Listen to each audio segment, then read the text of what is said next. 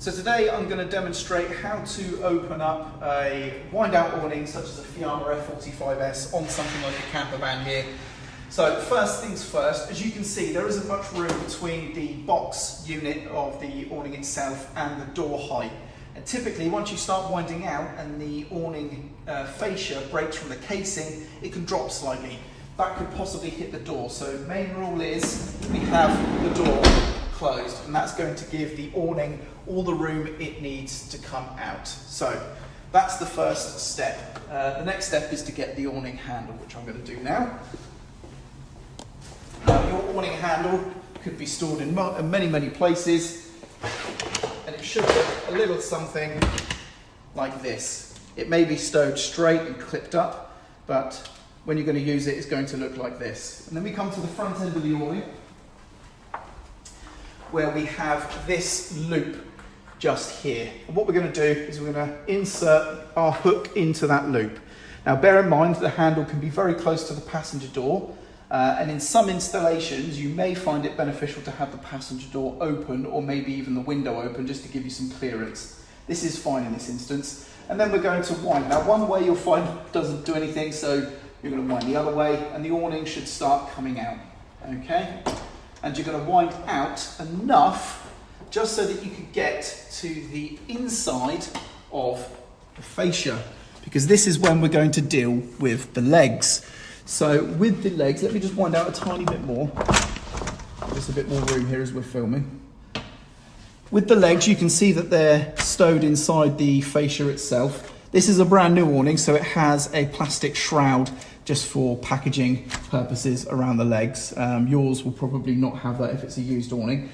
At the very end, we have basically a sliding section, and then this is just a clip. So to get the legs out, we're just going to pull the end here out of the clip, but before we pull it too far out, we're then going to let this end just slide out. So we're going to kind of just rock the arm out so that it can come out like so.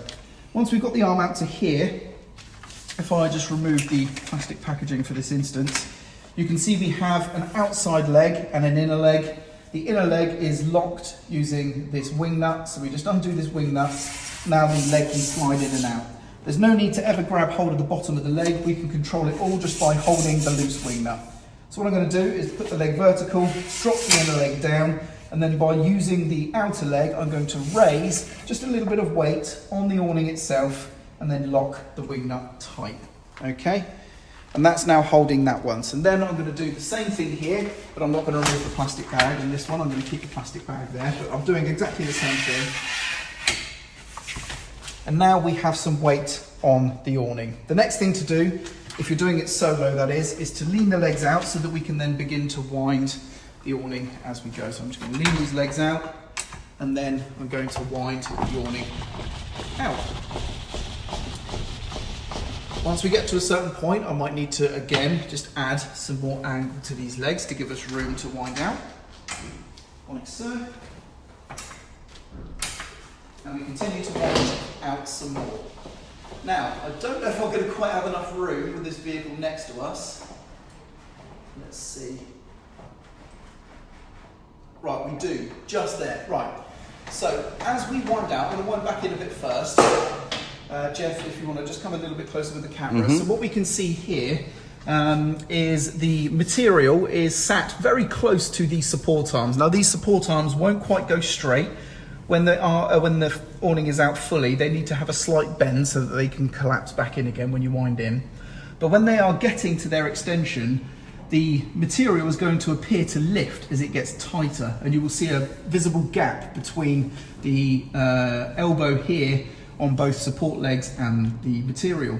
What's going to happen is the awning has probably another foot or two of material longer than the awning can go out. So the awning frame is going to stop, but there's still material that will be able to be wound out. And as such, it will just suddenly sag. Now I think, unfortunately, I can't wind out enough for you to be able to see the sag today, but you will see the tension. So what's going to happen is as we wind out, the tension's going to increase, lifting the material from the support arms, but then the awning will stop, and then we'll just get a sudden sag and everything will droop very suddenly. And that's when you've gone too far. Basically, when it's as tight as it can be, before the canvas sags is its maximum point. If you do go past that and you get the sag, just wind back until you get a little bit of movement back in these arms and you know you're there. So I'm going to wind out now so you can kind of see that happening as we go out. So as you can see, the material is starting to lift visibly from the legs, and there's the sag right there. Can you see that? So I'll do it quicker so you can see. So here the material is almost sat on the legs. We go out and then boom, sag. That's when we've gone too far. So now all I need to do is just wind back in a tiny bit. You can see me just moving the support legs just a little bit. So I know if I wind back in just a tiny bit like that, we've got all the tension we need and everything's good. And then we do our final raise or lower on the legs here. Now, something to bear in mind, if I just remove the awning handle, if I now go to open the passenger door, you can see the passenger door is going to hit the support leg. So, if it's dry weather and you think you may wish to use your passenger door, then you're going to need to raise the end of the awning higher than this end here. And that means you're going to have an angle in this leg enough to clear the passenger door. The reason I say if it's dry is because if you set the awning up like that so that the end over here is higher than this end, it means if there is any rain, of course, it's going to drain or run down the awning towards the casing here. And you're not going to want your passenger door open because it's going to drip straight inside. So if it's dry, you can raise that end. If it's wet, you probably won't want to. In which case, you could leave that end lower because you're going to be going in and out through here anyway. Now, winding back in is exactly the same. We're just going to put the handle in like so, and then we're going to pull the awning in, doing exactly the same thing as we did before, angling the legs as we go. So I'm just going to step and angle this leg in a little bit this way. Do the same with this one here, like so. I'm going to keep winding in. Now here is probably good enough for me to get the legs back in again, so I'm going to start with the leg I did second over here, just because it's easier. Now, do not just let go of the lock nut and let the awning drop, that could damage it very badly. Always hold the weight of the awning with your hands on the outside leg here, and then you're going to take the lock nut here, just loosen it off, so now that's free running, and you're going to just lift the whole leg up like so while holding the weight of the awning so it doesn't drop. When you've got the inner leg up here, just give it a little tiny gentle pinch. You don't have to tighten that up very tight. It's just to stop the leg wanting to drop out as we then fold it away. We bring the leg up. Now the foot, if you look here, if I fold it this way, it sits at an angle. If I fold it this way, it sits flat. That's the way we want it. And what we do is we slide the back end in over here first, so that's sat in, and then we bring this end in, we clip it right there. I'll show you again with this side. So again, we hold the weight of the awning with our hands, slide up, unlock the wing nut, slide it up. We then just pinch that just to stop it dropping, lower the awning gently, bring the leg up, foot flat, push this end in, and then clip this end in second. Once both legs are successfully clipped in, we then just wind. Now, if you look just here, there is a little red tab that you can see just stuck out the bottom of the case there. There's another one at the other end. Basically, when you've wound in the fullest extent, that tab's going to disappear like that. And that means it's successfully locked. And that pretty much coincides with when you can't wind anymore as well. And then you just remove like so.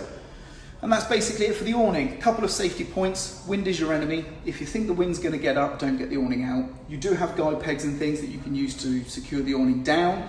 But of course, wind is going to be your threat. So if the wind's going to get up too strong, get the awning in. Don't leave the vehicle unattended with the awning out if the wind's likely to get up, because again, whilst you're away from the vehicle, that could cause problems.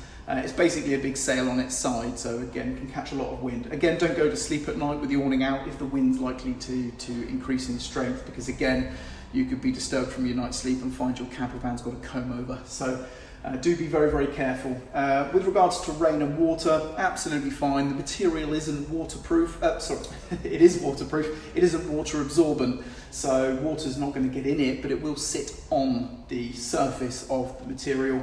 But it's perfectly fine to wind in wet, just on your next dry day, get it out to let it dry off, otherwise in a week or so it could start to smell.